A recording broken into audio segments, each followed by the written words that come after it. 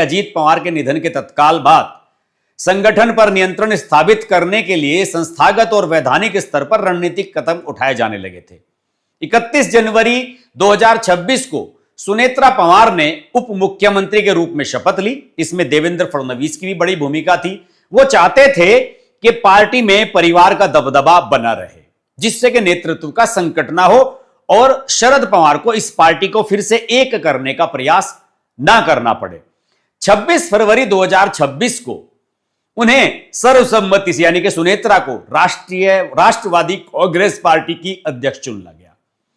उन्हें deputy CM बनाया गया, परंतु इस औपचारिक पदभार ग्रहण करने के समानांतर ही पार्टी के भीतर अधिकारों को केंद्रित करने और एक दूसरे के प्रभाव को कम करने का एक शीत युद्ध शुरू हो गया। इस संघर्ष की सबसे बड़ी अभिव्यक्ति इलेक्शन कमीशन ऑफ इंडिया को भेजे गए पत्राचारों के माध्यम से सामने आई। मीडिया में रिपोर्ट्स आई हैं कि पार्टी की ओर से निर्वाचन आयोग को एक पत्र भेजा गया था, जिसके पीछे सुनेत्रा पवार के पुत्र पार्थ पवार का हाथ बताया जा रहा है। इस पत्र का मुख्य उद्देश्य भविष्य में प्रफुल्ल पटेल और सुनील तटकरे जैसे वरिष्ठ नेताओं के प्रभाव को संगठन के निर्णयों में कम करना था। जब प्रफुल्ल पटेल और सुनील तटकरे को इस पत्र के बारे में पता चला तो उन्होंने इस पर अत्यधिक नाराजगी व्यक्त की, क्योंकि उन्हें इस निर्णय को लेते समय विश्वास में नहीं लिया गया।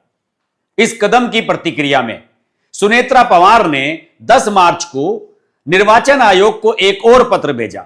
इस पत्र में उन्होंने आयोग से अनुरोध किया कि 28 जनवरी यानी कि जिस दिन अजीत पवार की मृत्यु हुई और उससे लेकर 26 फरवरी जब वो स्वयं अध्यक्ष बनी, इसके बीच पार्टी की ओर से किए गए किसी भी आधिकारिक पत्राचार को अमान्य माना जाए। यानी कि इस दौरान यानी अजीत पवार के निधन और सुनेत्रा पवार के अध्यक्ष बनने के बीच में अगर पार्टी की तरफ से कोई भी लेटर इलेक्शन कमीशन के पास गया है तो उसे इनवैलिड करार दिया जाए। और आप समझ सकते हैं कि यह कितनी बड़ी बात है। उस एक महीने के संक्रमण काल में पुराने गार्ड द्वारा सांगठनिक शक्तियों को अपने पक्ष में मोड़ने के प्रयास किए गए थे, जिन्हें सुनेत्रा पवार वैधानिक रूप से निष्प्रभावी करना चाहती हैं।